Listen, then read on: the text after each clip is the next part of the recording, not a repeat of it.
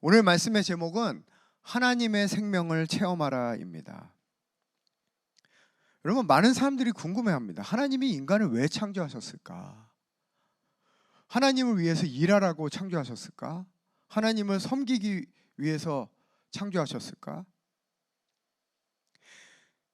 여러분, 하나님께서 우리를 창조하신 가장 큰 이유는, 첫 번째 이유는 하나님의 생명과 사랑을 누리게 하시기 위해서 우리를 창조하신 것입니다.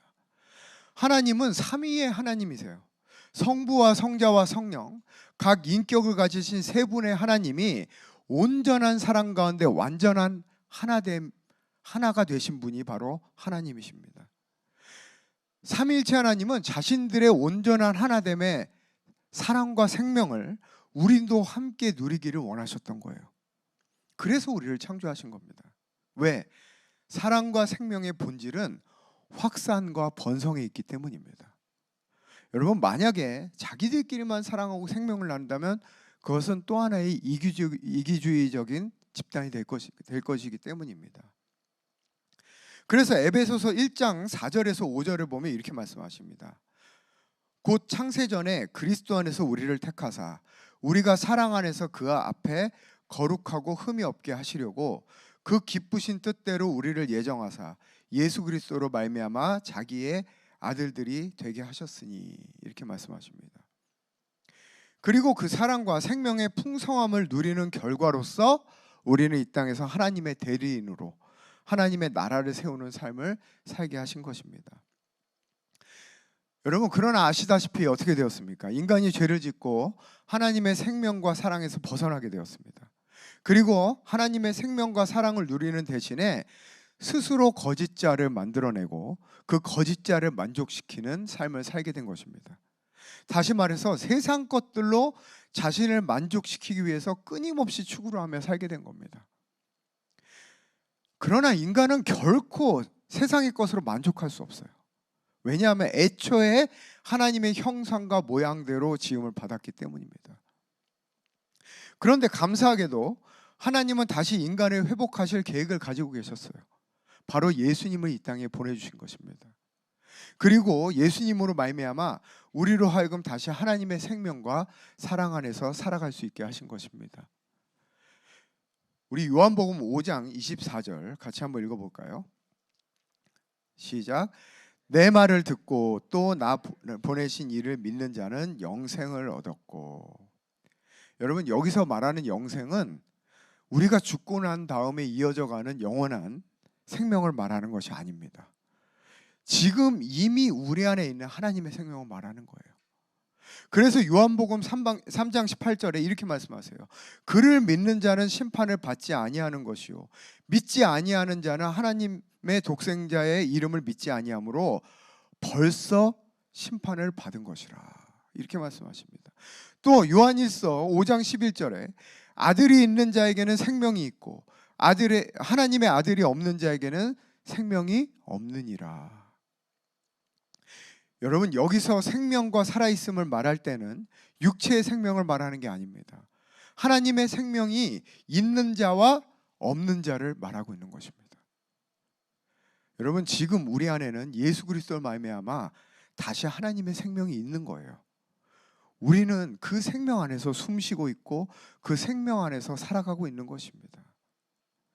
여러분, 이것을 인정하시기 바랍니다.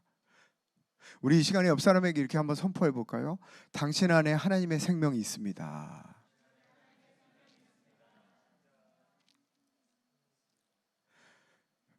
자, 그런데 중요한 건 이거예요. 우리가 진짜 그 날마다 그 생명 안에 살아가는가? 실제로 그 생명이 느껴지고 그 생명의 풍성함을 누리고 있는가? 여러분, 말씀드린 것처럼 우리 안에 하나님의 생명이 있습니다. 근데 그 생명이 어디 있어요? 바로 우리 영 안에 있는 겁니다. 그래서 로마서 8장 10절에 이렇게 말씀하십니다. 우리 같이 한번 읽어보겠습니다. 시작. 또 그리스도께서 너희 안에 계시면 몸은 죄로 말미암아 죽은 것이나 영은 의로 말미암아 살아있는 것이라. 이 말씀처럼 우리의 영은 하나님의 생명으로 말미암아 살아있는 겁니다. 그럼 여기서 끝인가? 아닙니다. 이제 우리에게 남은 것이 있어요. 계속해서 11절 같이 한번 읽어보겠습니다. 시작. 예수를 죽은 자 가운데서 살리신 이의 영이 너희 안에 거하시면 그리스도 예수를 죽은 자 가운데서 살리신 이가 너희 안에 거하시는 그의 영으로 말미암아 너희의 죽을 몸도 살리시리라. 여러분, 이제 남은 것은 뭡니까? 그 영으로 말미암아 우리의 죽을 몸을 살리는 거예요. 날마다 우리 영 안에 있는 그 하나님의 생명이 우리의 몸에도 동일하게 흐르게 해야 하는 것입니다. 그 생명과 사랑이 계속해서 우리의 몸에 흐르는 것을 경험해야 되는 거예요. 왜?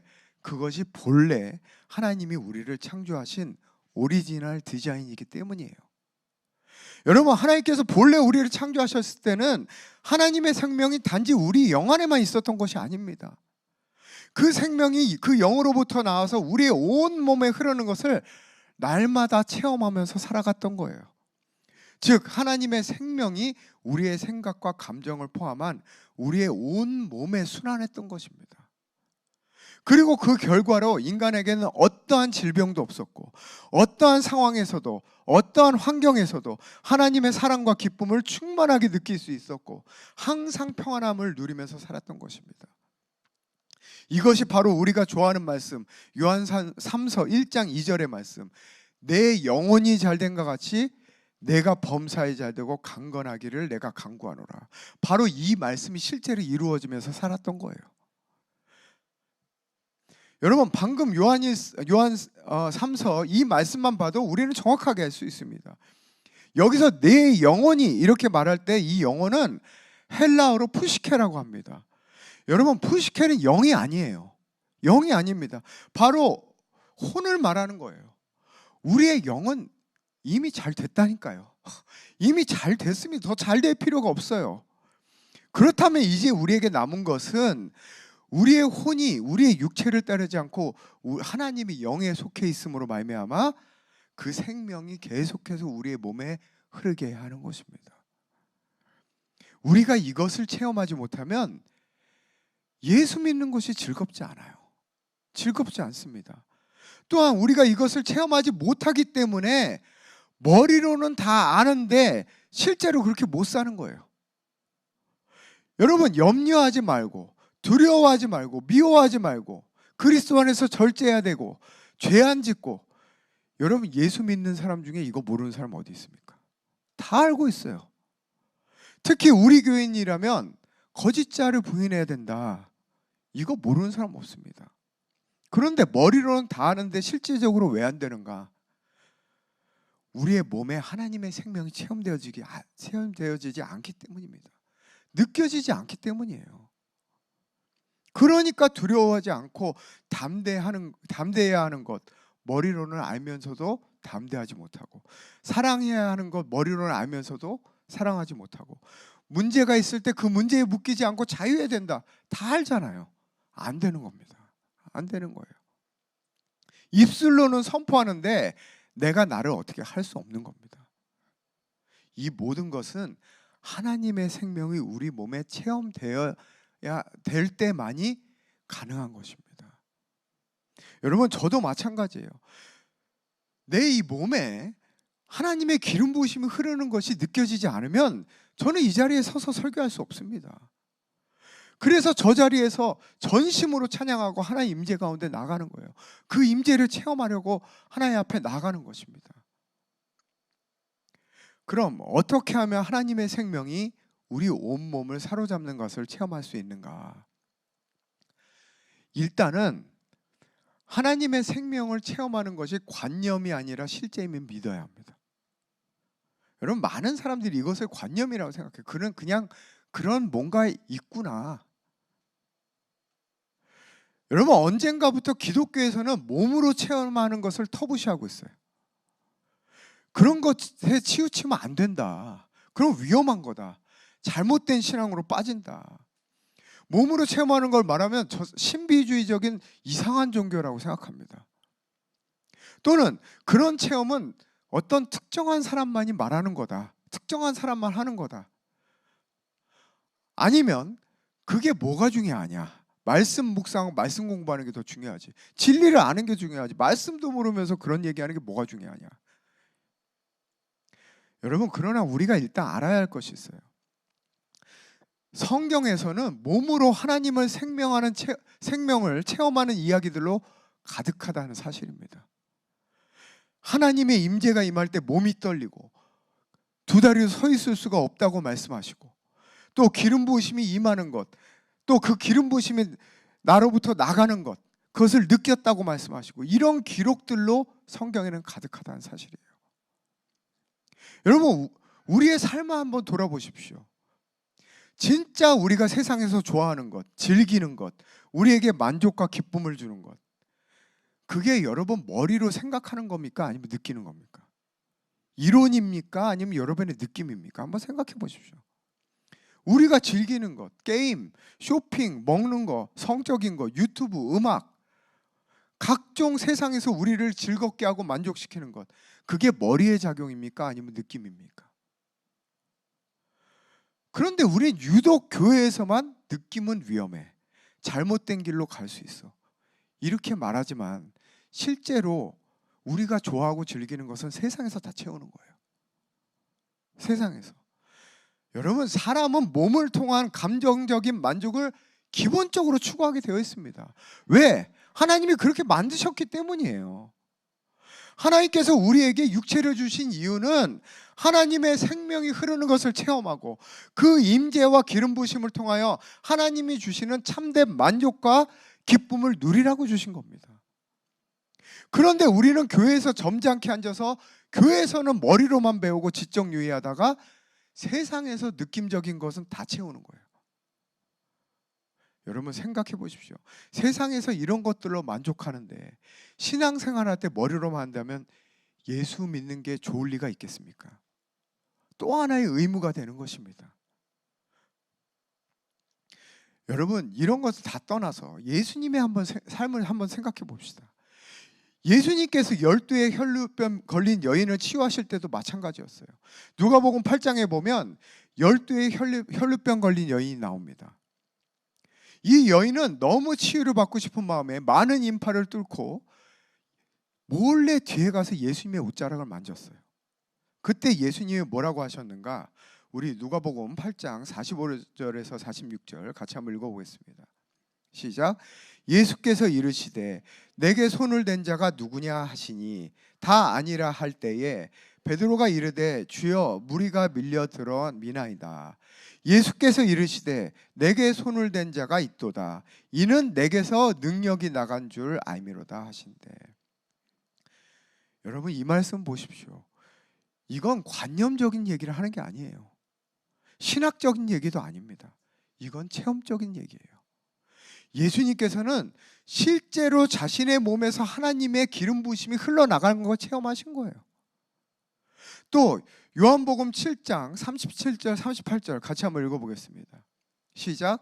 명절 끝날 곧 큰 날에 예수께서 서서 외쳐 이르시되 누구든지 목마르거든 내게로 와서 마시라.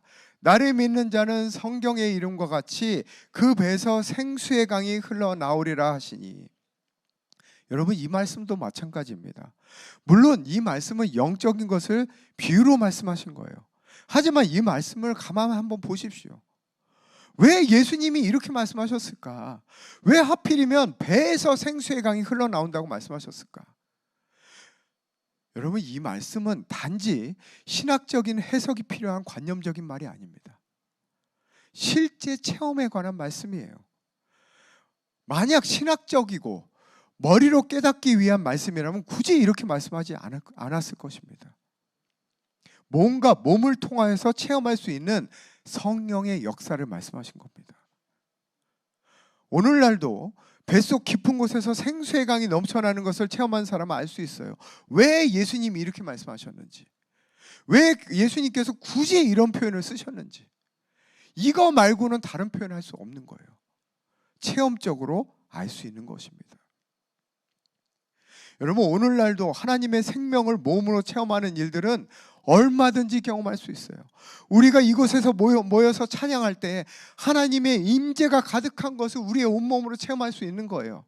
어떤 때는 그 임재 가운데 온몸이 떨리기도 하고 눈물이 나기도 하고 뱃속 깊은 곳에서 알 수 없는 감동함이 올라오기도 하고, 또 여러분이 기도받을 때 쓰러지기도 하고, 이러한 현상들. 여러분, 우리가 하나님 안에 있다면 영적인 것을 실제 우리 몸으로 체험할 수 있어야 합니다. 여러분, 우리가 먼저 이것을 믿어야 합니다. 믿지 않으면 체험할 수 없어요. 아무리 기름 부으심이 넘치는 사람이 와서 기도를 해줘도, 즉 여러분이 기름 부으심을 자신의 몸으로 체험할 준비가 되어 있지 않다면 그것은 체험할 수 없는 것입니다. 여러분, 우리가 하나님 자녀로서 사는 삶에 대해서 얘기를 많이 합니다. 과연 그 삶이 어떤 삶일까? 여러분, 복잡할 거 하나도 없어요. 사실은 간단하게 생각하면 됩니다. 우리가 죽은 뒤에 하나님 나라에 가서 살게 될 영원한 삶을 한번 생각해 보십시오.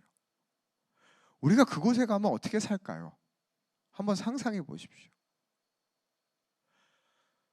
분명한 것은 우리는 더 이상 하나님에 대해서 생각하지 않을 거예요. 그렇죠? 하나님에 대해서 연구하지 않을 겁니다. 하나님에 대해서 이해하려고 노력하지 않을 거예요. 즉 우리가 머리로 하는 하나님에 대한 모든 이성적인 판단은 더 이상 없을 거란 말입니다. 그럼 뭐만 남는가? 하나님을 느낄 겁니다. 가슴과 가슴으로. 하나님의 생명과 사랑의 충만함을 경험하며 말할 수 없는 만족감 가운데 살 거예요. 여러분, 우리가 이 땅에서 하나님의 자녀로서 사는 삶은 바로 이런 삶입니다.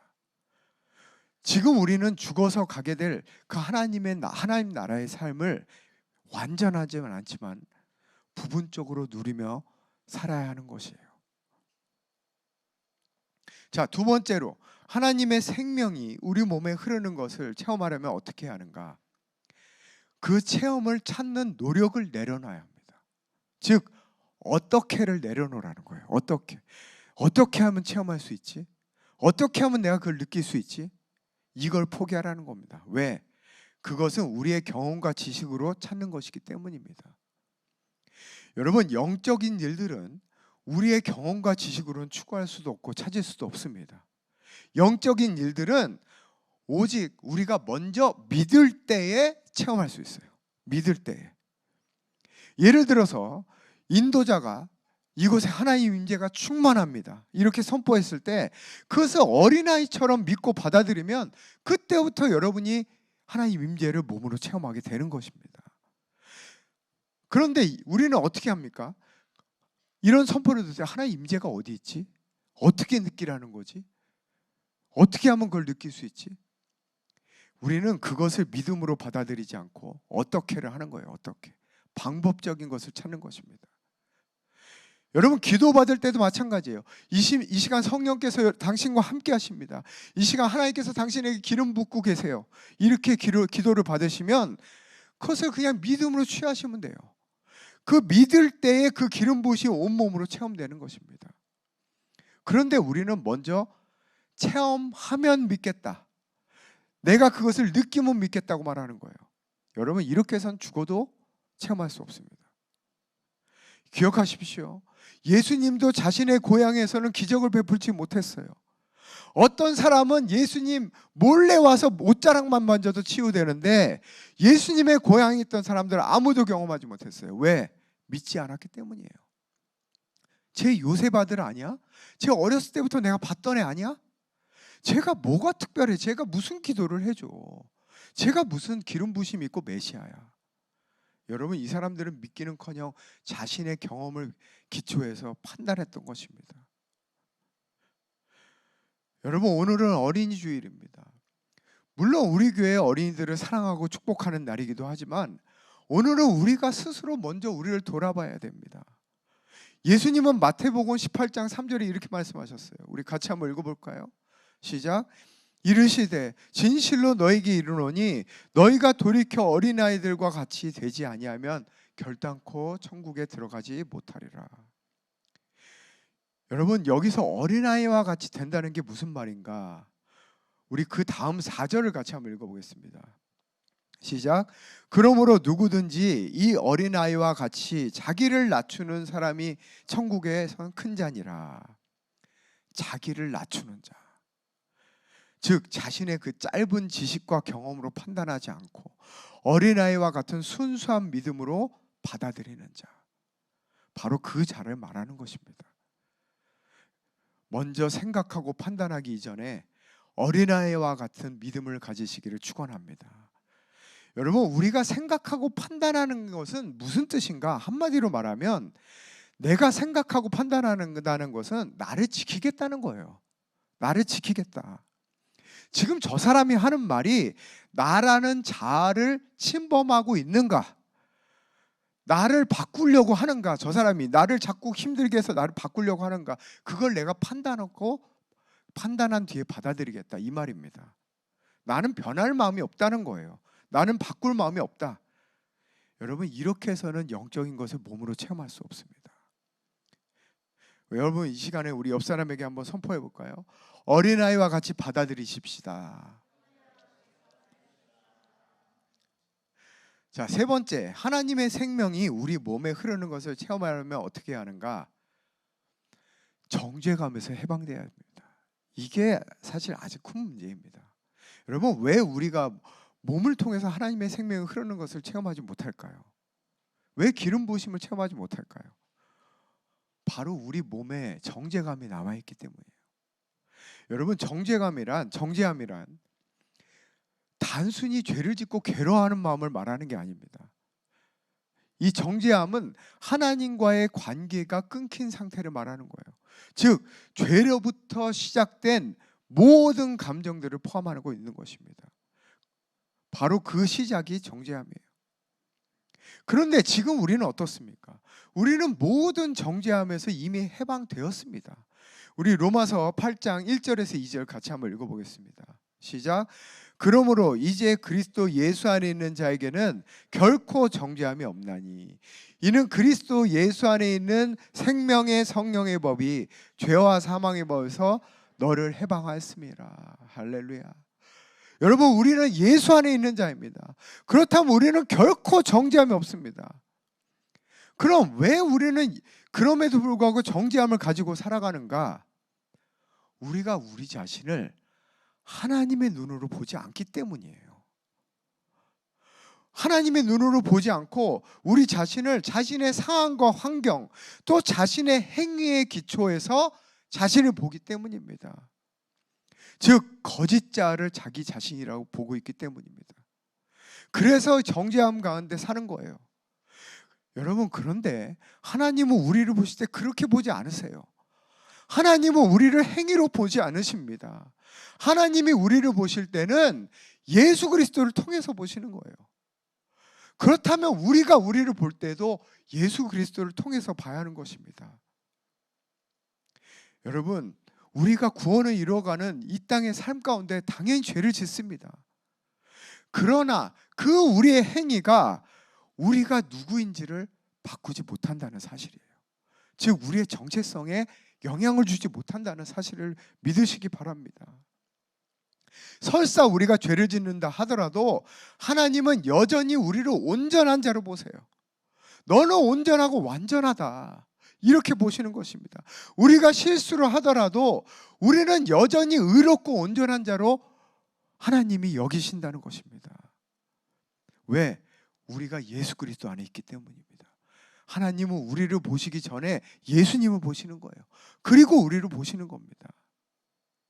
우리가 무엇을 하든 그것은, 그 행위는 우리를 바꿀 수 없습니다. 이것을 믿으시기 바랍니다. 그런데 이 좋은 소식, 이 하나님의 은혜와 사랑을 받아들이는 사람은 놀랍게도 죄를 짓고 싶은 마음이 사라져요. 죄를 짓고 싶은 마음이 사라집니다. 여러분, 탕자, 어제도 장로님 탕자를 말씀하셨는데, 탕자가 왔을 때 있는 그대로 받아주셨어요. 저는 탕자가 하루아침에 그 못된 버릇이 고쳐지지 않았을 거라고 생각합니다. 배신 때리고 또 나갔다고 생각했을 때, 그러면 그 다음에 왔을 때 어떻게 했을까요? 하나님이, 아버지가 또 받아주셨을 거예요. 여러분, 이 사랑이 반복되면 나갈 수가 없는 거예요. 더 이상 나갈 수가 없는 겁니다. 차마 아버지를 생각했을 때 내가 죄를 질 수가 없는 거예요. 여러분, 이 사랑과 이 하나님의 은혜가 우리의 내면 깊은 데까지 흘러가서 거기에 우리의 죄책감과 정죄감까지, 우리의 숨어있는 죄책감과 정죄감까지 덮었을 때 우리는 죄를 짓지 않게 되는 거예요. 우리가 나를 채찍질하고 내가 왜 이랬을까, 나를 정죄할 때, 그 정죄할 때 우리가 또 죄를 짓게 되는 것입니다. 여러분, 스스로를 정죄하지 마십시오. 자책하지 마십시오. 스스로를 열등하게 여기지 마십시오. 왜냐하면 여러분은 예수님과 완전히 연합된 존재이기 때문입니다. 하나님의 눈으로 자신을 바라보고 날마다 하나님의 생명을 체험하는 것을 당연한 자로 여기시기를 바랍니다. 여러분은 여러분의 몸으로 하나님의 생명을 체험할 수 있는 자입니다. 여러분은 하나님의 생명으로 충만합니다. 여러분에게는 기름 부으심이 흐르고 있습니다. 여러분에 있는 거짓된 정죄감, 죄책감, 열등감 몰아내시기를 축원합니다. 그것은 진리가 아니며 사단의 속임임을 여러분이 깨달으시기를 축원합니다. 우리 옆 사람에게 한번 이렇게 선포할까요? 당신의 온몸에 하나님의 생명이 흐르고 있습니다.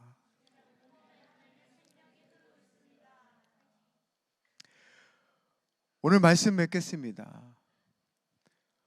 복음의 핵심은 삼위일체 하나님과 연합하여 그 생명을 우리의 몸으로 체험하고 또한 그 생명을 우리의 몸을 통하여서 흘려보내는 것입니다. 이것을 다른 말로 하면 우리가 자주 말하는 하나님을 나타내는 삶이에요. 바로 이것이. 반대로 우리의 존재가 바뀌었는데도 불구하고, 즉 우리 안에 하나님의 생명이 있는데도 불구하고 아직도 우리의 삶이 변하지 않는 이유는 하나님의 생명이 우리의 몸에 흐르는 것을 우리가 느끼지 못하기 때문이에요.